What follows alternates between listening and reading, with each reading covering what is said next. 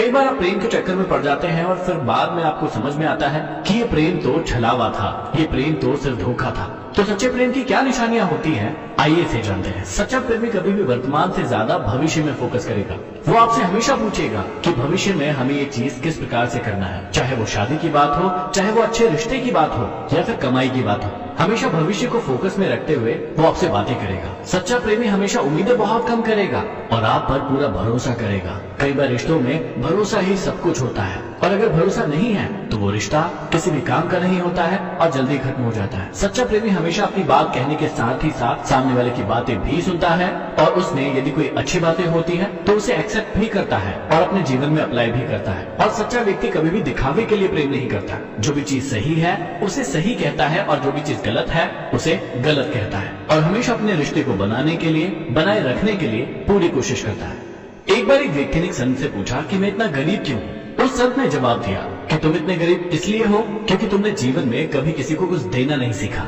उस व्यक्ति ने कहा कि मेरे पास कुछ है ही नहीं तो फिर मैं किसी को कुछ दे कैसे सकता हूँ? तब उस संत ने उस व्यक्ति से कहा कि तुम्हारे पास इतना सुंदर चेहरा है जैसे तुम हर व्यक्ति को सुंदर मुस्कान दे सकते हो। तुम्हारे पास मुंह है जिससे तुम लोगों की प्रशंसा कर सकते हो, लोगों से दो मीठे बोल बोल सकते हो। तुम्हारे पास दो हाथ है जिससे तुम जरूरतमंद लोगों की मदद कर सकते हो और उसके बाद भी तुम कहते हो कि तुम गरीब हो, तुम्हारे पास कुछ भी नहीं है, जबकि तुम गलत हो। तुम्हारे पास सब कुछ है लेकिन तुम्हारे पास सिर्फ देने का भाव नहीं है। जिस दिन ये भाव आ जाएगा उस दिन तुम भी अमीर बन जाओगे।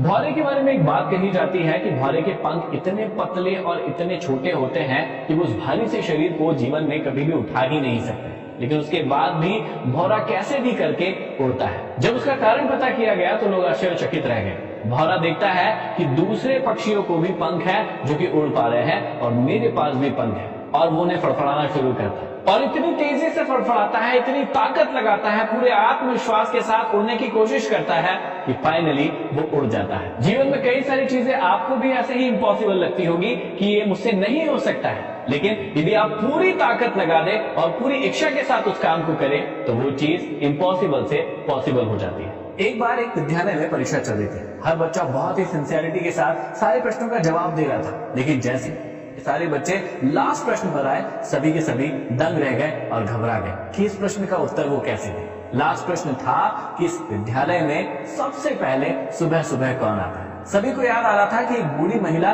जो कि लगभग 50 से 55 साल की है, जिसकी हाइट छोटी है और जो कि बहुत ही मेहनती है, वो रोज सुबह सबसे पहले आती थी, लेकिन किसी को भी उस बूढ़ी अम्मा का नाम याद नहीं था तो कोई भी जवाब नहीं दे पा रहा था। सभी बच्चों ने उस प्रश्न को छोड़ दिया और उसका किसी को भी नंबर नहीं मिला। बाद में सभी बच्चों ने शिक्षक से पूछा कि आपने ऐसा प्रश्न क्यों डाला जो कि सिलेबस में था ही नहीं। तब शिक्षक ने जवाब दिया कि जीवन में कई बार ऐसे लोग हमारे साथ होते हैं जो हमारे जीवन में बहुत महत्वपूर्ण रोल अदा करते हैं, लेकिन हम उनका कभी ध्यान नहीं रखते हैं, उनके बारे में कभी जानना भी नहीं चाहते। ये प्रश्न इसलिए डाला गया था ताकि तुम ऐसे लोगों का भी ध्यान रखो जो कि आपके लिए बहुत ही महत्वपूर्ण रोल अदा करते हैं।